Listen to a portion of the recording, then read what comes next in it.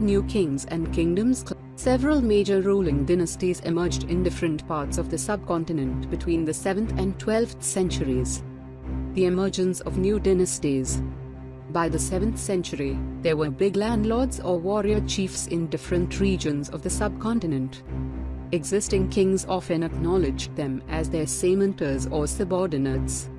They were expected to bring gifts for their kings or overlords and provide them with military support. The main ruling dynasties were Gajara Pratiharas, Palas, Rashtrakutas and Chahamans in North India and the Chola, Pandyas and Chalukyas in South India. Administration in the kingdoms. The kings at apex adopted big titles like Maharajadara. The kings shared power with their samanras, and with an association of peasants, traders and brahmanas. Resources were obtained from the producers who were persuaded to surrender part of what they produced. These resources were used to finance the king's establishment and construct temples and forts. Functionaries for collecting revenue were recruited from influential families. Prashastis and land grants. Prashastis tells us how rulers wanted to depict themselves as valiant and victorious warriors. The kings often rewarded brahmanas by grants of land. These were recorded on copper plates, which were given to those who received the land. Warfare for wealth. For centuries Gajara Pratihara, Rashtrakuta and Palas dynasties fought for control over Kannauj. The long-drawn conflict is known as a tripartite struggle as three parties were involved in it. Sultan Muhammad of Ghazni raided the subcontinent 17 times between AD 1000 and 1025. His sole purpose was to plunder the wealth of India. He looted temples like Somnath, Gujarat. Muhammad entrusted a scholar named Al-Biruni to write an account of the subcontinent. Other kings engaged in warfare were Chauhan, who ruled over the region around Delhi and Ajmer. Chauhans were engaged in conflict with Chalukyas of Gujarat and the Gahadwalas of Western India. Prithviraj III was a popular Chauhan ruler who defeated Afghan ruler Ghori in 1191 but lost to him in 1192. The Cholas. Cholas were from a small family of Europe. The successors of Vijayalaya conquered neighboring regions and the kingdom grew in size and power. Raja I was considered the most powerful Chola ruler and expanded control over most of these areas. His son Rajendra I conquered Sri Lanka and countries of Southeast Asia. Cholas were big temple builders. Two famous temples were in Thanjavur and Gangaikondapuram. Agriculture was well developed along with various methods of irrigation. Settlements of peasants called Or became prosperous with the spread of irrigation in agriculture. The village council and the Nadu performed several administrative functions. Association of traders known as Nagarams also performed administrative functions in the town. Inscriptions also mention about Sabha. The Sabha had separate committees to look after irrigation works, gardens, temples, etc. During the period of 7th and 12th centuries, many new dynasties emerged in different parts of the subcontinent. The new rulers were previously the big landlords or warriors working under the existing kings as subordinates or samentors. They gradually gained power and wealth and thereafter declared themselves to be Mahasamantar, Mahamandaleshwar, the great lord of the circle or region. They were now independent lords. Dantadurga, a Rashtrakuta chief, overthrew his Chalukya overlord and performed a ritual known as Hiranyagarbh, literally, the golden womb. It was done in order to transform one's identity as Kshatriya, even if one was not one by birth. Some other lords like Kadambamaya Rashman and Gajara Pratihara Harichandra, Brahmanas by birth, used their military skills to establish their kingdoms in Karnataka and Rajasthan. Many of these new kings adopted high-sounding titles like Maharajadara, Great King, Overlord of Kings, Tribhuvana Chakravartin, Lord of the Three Worlds, though they shared power with their samentors as with associations of peasants, traders and brahmanas. The producers, the peasants, cattle keepers, artisans were the main feeders to these states. The land was owned by the lords and so the producers were compelled to pay rent to the owners whereas traders were to pay revenue to the lords. These resources were used to finance the establishment of the king, construction of temples and forts, and also for fighting wars, which were also done to expand resources through plundering, acquiring land and finding trade routes.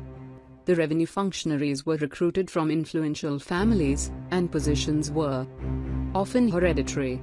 Similar was the case with army positions. In most cases, such posts were held by the close relatives of the king. Prashastis were composed by learned brahmanas in praise of the rulers. It used to depict the rulers as valiant, victorious warriors. Brahmanas were also rewarded by grants of land. Kalhana's long poem in Sanskrit recorded the history of kings who ruled over Kashmir. He usually used a variety of sources, including inscriptions, documents, eyewitness accounts, and earlier histories, in order to present his accounts. Ruling dynasties were based in a particular region. Kanauj was a prized area in the Ganga Valley. There was a tripartite struggle among Gajara Pratihara, Rashtrakuta and Pala dynasties over Kanauj. Rulers used to build large temples in order to demonstrate their power and resources. So temples were the first target of when one ruler attacked over the other. One prominent reason for this was that the temples were often very rich. Sultan Muhammad Ghazni of Afghanistan, 997-1030, extended his control over parts of Central Asia, Iran and the northwestern part of the subcontinent. During his attacks he targeted wealthy temples, of which the Temple of Somnath in Gujarat was the most prominent.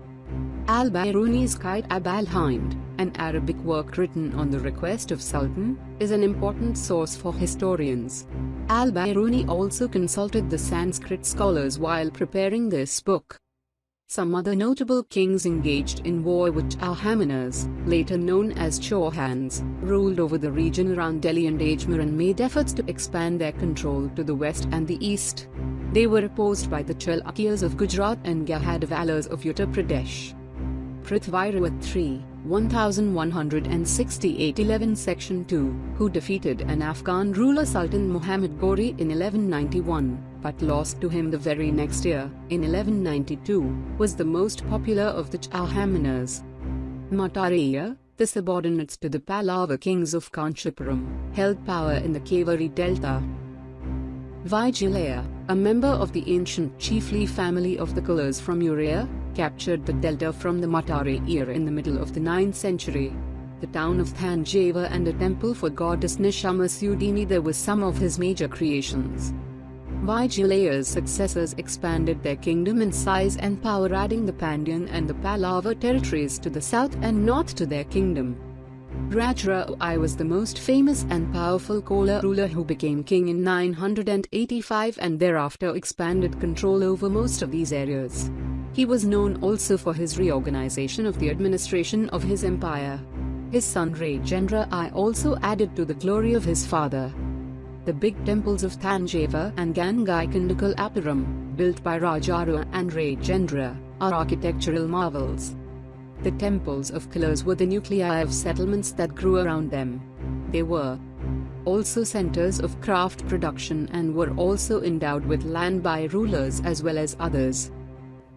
The produce of the land was spared to maintain the specialists working at the temple and usually lived near it. They were the priests, garland makers, cooks, sweepers, musicians, dancers, etc. Temples were not only the place of worship but they were the hub of economic, social and cultural life as well. The making of bronze images of the deities was the most distinctive of the crafts associated with the temples. Chola bronze images are still considered the best in the world. The development of agriculture contributed much to the achievements of the Cholas. Although agriculture had developed earlier in other parts of Tamil Nadu, it was only from the 5th or 6th century that this area was opened up for large-scale cultivation. Forests had to be cleared in some areas while land had to be leveled in some other regions. Embankments were built to prevent flood and canals were constructed to carry water to the fields. In many areas 2 crops were grown in a year. A variety of methods like digging of wells, placing huge tanks were used for irrigation. Most of the new rulers, as well as people living in villages, were actively involved in these activities. The administration of the empires was also well organized. The settlement of peasants grew prosperous with the spread of irrigation agriculture.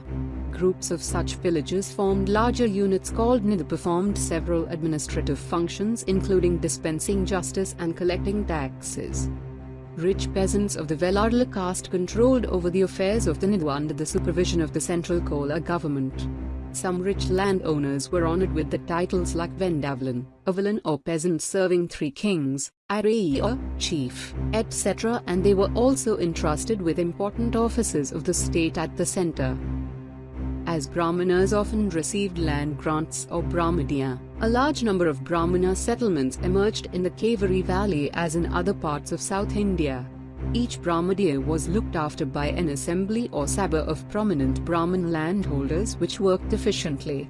Their decisions were recorded in detail in inscriptions on the stone of walls of temples.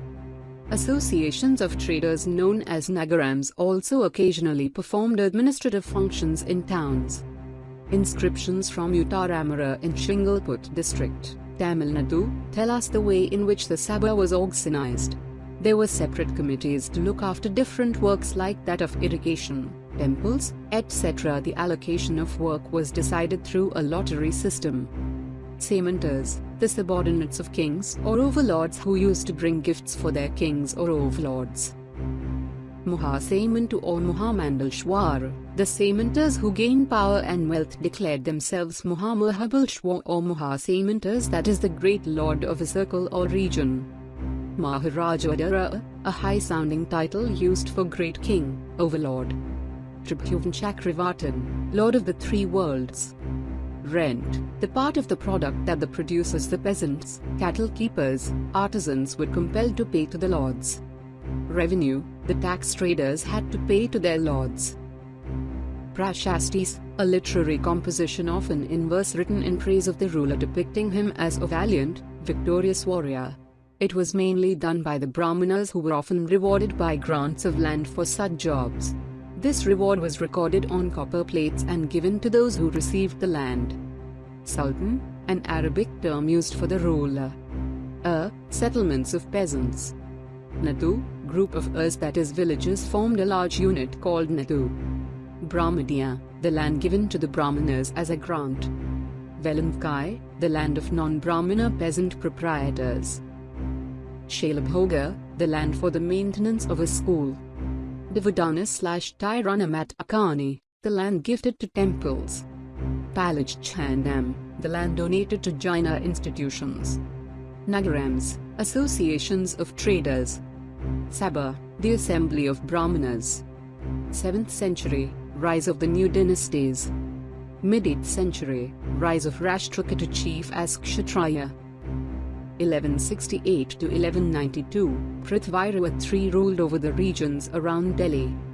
1191, Prithviraj III defeated Muhammad Ghori. 1192, Prithviraj III lost a battle and was finished by Muhammad Ghori. 985, Raja I became a great Chola ruler.